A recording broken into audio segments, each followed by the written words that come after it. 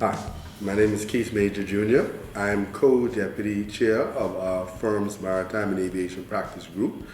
I've been practicing law since 2014. I've joined Higgs Johnson in 2019, and we're here in the Bahamas.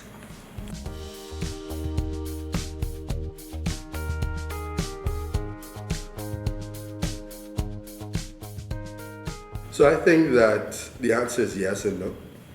I think, like many other jurisdictions, the Bahamas definitely had an adverse impact in terms of passenger travel, commercial travel during COVID-19. But then why I also say no is because I think about the legislative advances that we've had in Bahamian aviation locally. It's really developed a lot in the last few years. For example, in 2021, there are a suite of aviation-specific legislation, three of them in particular that were passed: the Civil Aviation Act 2021, Civil Aviation Authority Bahamas Act 2021, and the Bahamas Air Navigation Services Authority Act 2021.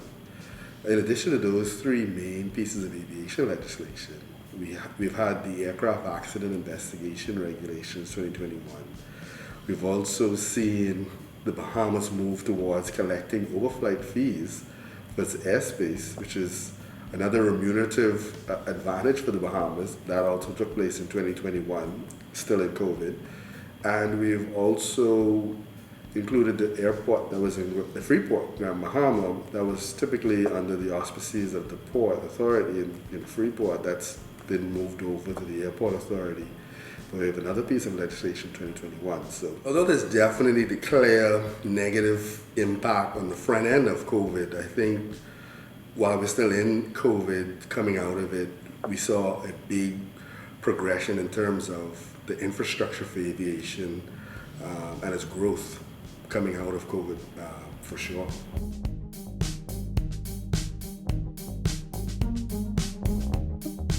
One of the good things about those legislations that I spoke about is it really separated the aviation functions in separate autonomous organizations, which was really necessary to avoid conflict of interest and to ensure highest levels of safety. And so I think that's a good state of play for our aviation. In addition, we also have a airport public-private partnership project that's underway by the administration that's revitalizing and building new airports out throughout our archipelago of islands.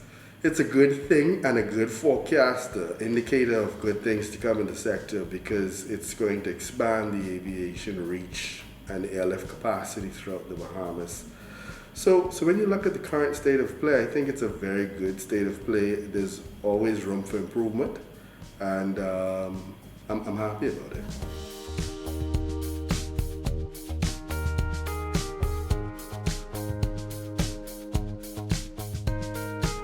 It has been a very busy time, as you've mentioned. But if I were to crystallize it, I think there are three that come to top of my mind.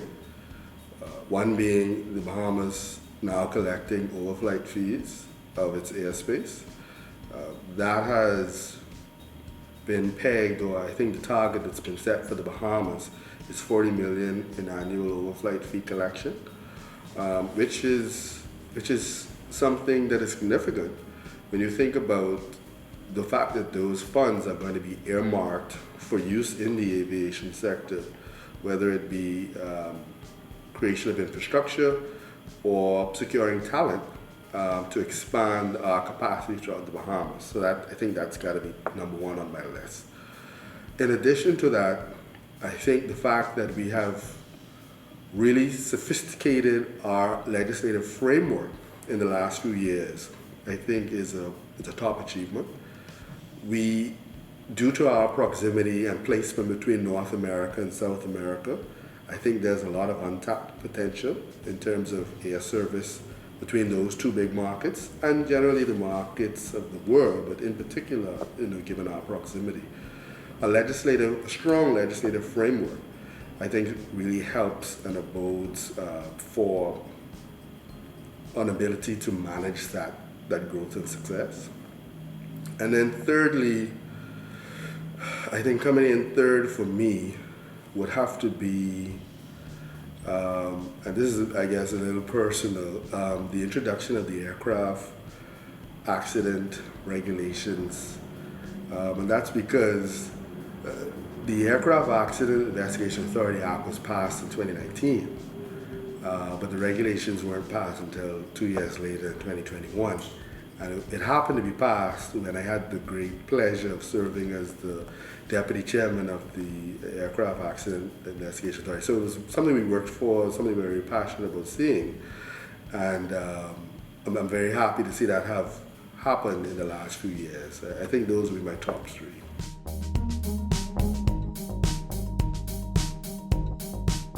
I think the Bahamas has a great opportunity to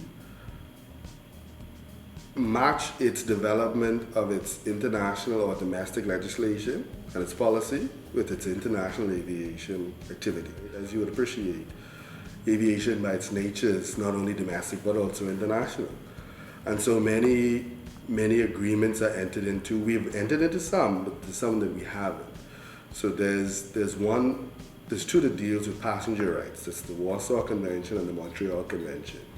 Warsaw Convention is ratified, it's here in the Bahamas. We signed on to the Montreal Convention, but we haven't ratified it. So it's a little bit of a gray area as to whether or not we want to stay with that or go with the Montreal Convention. I think we could work on that. That's part of the way forward. Also in terms of international treaties, there's the Cape Town Convention, which deals with aircraft protocols for large movable objects and financing, right? And that's a very important piece of international treaty because it creates confidence in international lenders and financiers because it sets up a regime for default and how it is that lenders are going to be able to secure their assets if there was going to be a default by a borrower. The Bahamas, unfortunately, has not signed on to the 2001 Cape Town Convention as yet. And I think if we were to do that, it would inspire a lot of confidence in the market in terms of international lenders, financiers, and you may see a lot of that business moving to the Bahamas as well. We have a strong financial services industry, as you know, but I think that if we move in that direction, we will see a strengthening of that area.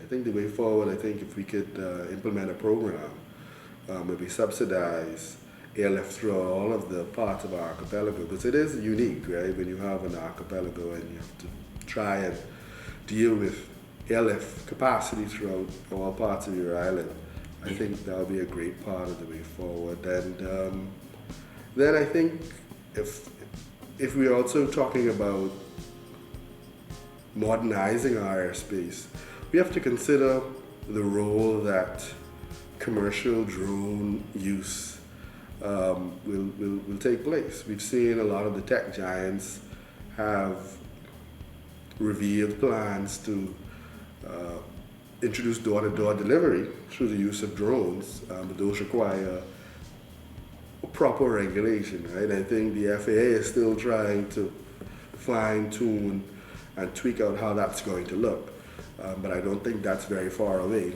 And I think we in the Bahamas, if we're going to maintain our space in that area, we have to look at how are we going to regulate. We have regulation with drones now, but how are we going to sufficiently regulate or roll out regulation for commercial drone use, especially for delivery?